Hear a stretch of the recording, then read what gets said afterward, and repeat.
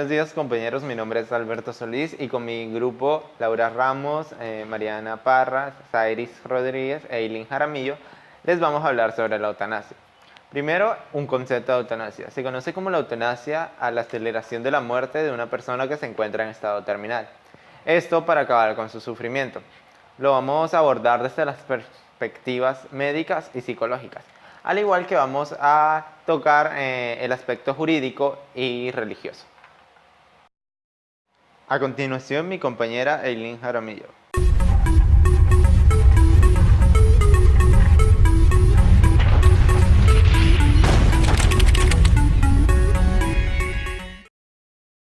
Hola, mi nombre es Eileen Jaramillo y hoy les voy a hablar de la eutanasia del ámbito médico. Podemos ver la eutanasia según la medicina desde dos perspectivas diferentes. Uno de los motivos por los que se aplica este tratamiento y la otra es de las consecuencias que aplicarla puede traerle a un médico moralmente hablando. En esta primera perspectiva se debe saber que la eutanasia es aplicada a un paciente si no puede soportar el dolor físico o presenta una enfermedad terminal. A su vez, este método es aplicado de dos formas diferentes, siempre y cuando el paciente esté de acuerdo o se encuentre informado de las implicaciones que este tratamiento conlleva. La primera manera de aplicar la eutanasia es la forma pasiva o eutanasia pasiva, la cual consiste en suspender las medidas mecánicas que mantienen al paciente con vida, como por ejemplo dejar de suministrar oxígeno artificial a un paciente que lo necesite. La segunda forma es la eutanasia activa, en la que el médico ayuda a acelerar el proceso de deceso o muerte del paciente mediante la aplicación de medicamentos o sustancias que produzcan dicho efecto. Por otra parte, en la segunda perspectiva, según León Correa, el hecho de que un médico practique la eutanasia lo hace menos razonable, menos humano y una persona que no tenga o haya perdido sus valores tanto humanos como profesionales. También dice que la eutanasia hace del médico más perezoso en cuanto a hacer el juicio diagnóstico y más propenso a cometer errores. Ahora los dejo con mi compañera Mariana Parra.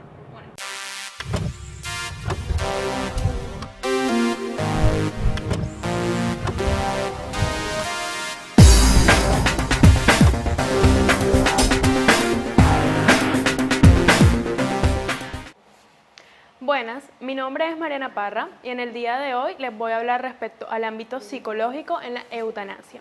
Bueno, para una persona su muerte puede tornarse en un deber moral en caso de que no pueda seguir viviendo en conformidad con las demandas del valor de la dignidad humana. Uno debería de morir con dignidad por razones de que no puede seguirse viviendo sin atentar contra el valor de la dignidad de toda humanidad. Nótese entonces que el concepto de dignidad humana tiene el sentido total de generalidad. Por lo tanto, si consideramos la propuesta kantiana, da lugar a dos tipos de suicidios. Entonces, el suicidio egoístamente motivado. El suicidio egoístamente motivado consiste principalmente o está relacionado con el propio interés de la persona. En cambio, el suicidio altruistamente motivado es todo lo contrario. El suicidio altruistamente motivado consiste en las razones independientes o externas a la propia persona. Por lo tanto, si consideramos y comparamos estos dos tipos de suicidio, se puede decir que toda razón de suicidio tiene que ver con acciones o ámbitos externos a la persona, puesto que su dignidad va ligada al rol que ocupa esta persona en la sociedad. Por lo tanto, el papel que tiene esta persona en su entorno o para el entorno que rodea a la persona. Por lo tanto, se puede decir que la persona toma esta decisión de suicidio dirigido no por sí misma, sino por qué pensarán o qué pasará con ese papel de la persona en su sociedad. Ahora los dejo con mis compañeras Laura Ramos y Sairis Rodríguez.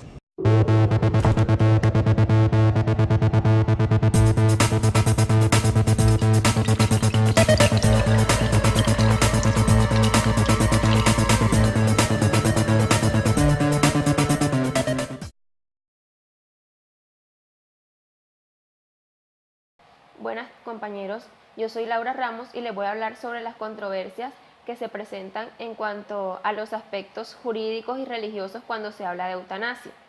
Cuando hablamos de eutanasia, estas dos partes siempre entran en conflicto debido a que la parte jurídica apoya la eutanasia argumentando que ésta protege los derechos de las personas al final de la vida, y la parte religiosa, por el contrario, argumenta que no está de acuerdo con la eutanasia porque ésta viola el estatuto sagrado que dice que la decisión sobre la vida y la muerte la tiene Dios. Un claro ejemplo de esto es el caso que se presentó en el año 2012 en Argentina, cuando se realizó un debate que tenía como fin aprobar la ley de muerte digna, en la que se garantizaba los derechos del paciente para rechazar procedimientos quirúrgicos y de reanimación artificial, y asimismo rechazar la hidratación y alimentación cuando se consideraba que estos no tenían esperanzas de prolongar la vida. Entonces, cuando la Iglesia Católica se enteró de esto, se pronunció al respecto, diciendo que estaban en desacuerdo con la aprobación de dicha ley debido a varias razones. La primera de ellas era, como ya había mencionado anteriormente, que violaba el estatuto que decía que Dios es el único dueño que tomaba la decisión sobre la muerte y la vida. 2, porque la alimentación y la hidratación no se consideraban tanto como procedimientos médicos, sino más bien como necesidades básicas. Y 3, porque promovía el suicidio. Pese a esto, en el Senado se decidió eliminar de la ley la parte que hablaba sobre el rechazo de la alimentación y la hidratación. Sin embargo, se aprobó la ley. En este caso podemos ver claramente que estos dos aspectos, cuando se habla de eutanasia, siempre entran en conflicto, y que siempre la parte jurídica prima sobre la parte religiosa en este aspecto. Soy Sairis Rodríguez y les voy a hablar sobre la eutanasia en el aspecto jurídico. Desde la perspectiva de las normas jurídicas, en cuestión de la eutanasia se plantea de modos muy diversos en función de la diversidad de los ordenamientos jurídicos. Quienes impugnan esa ley solían hacerlo desde principios confesionales que les obligaban a llamar asesinos a los médicos que practicaban el aborto, así como a la madre que se prestaba a ello. Por la razón de los defensores de la ley, debieron ser considerados como inductores al homicidio. La eutanasia figura en el Código Penal como homicidio por piedad y establece que quien mate a otro por piedad para ponerle fin a un intenso dolor tendrá una pena menor de 3 años a 10 años de cárcel.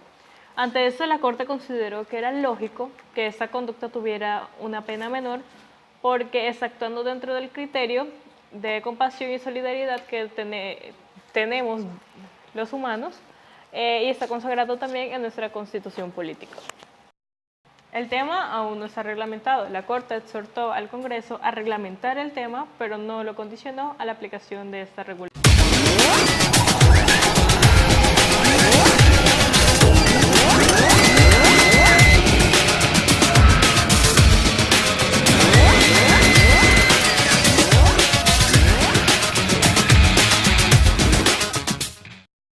Como escuchamos anteriormente, cada uno de estos aspectos influyen en la decisión de la familia o del paciente para llevar a tomar la decisión de la eutanasia. Hay varios aspectos que se contradicen o están en contra, como es la parte jurídica con la parte religiosa, y hay otros que nada más piensan por el bien de la persona, como es la psicológica. Cada una de estas intenta buscar lo que es mejor para el paciente, lo que es mejor para la familia, al llegar a tomar una decisión tan drástica como esta. Cada una de las fuentes utilizadas fueron revistas científicas y revistas académicas, y los artículos científicos y académicos que utilizamos fueron los siguientes. Muchas gracias por su tiempo.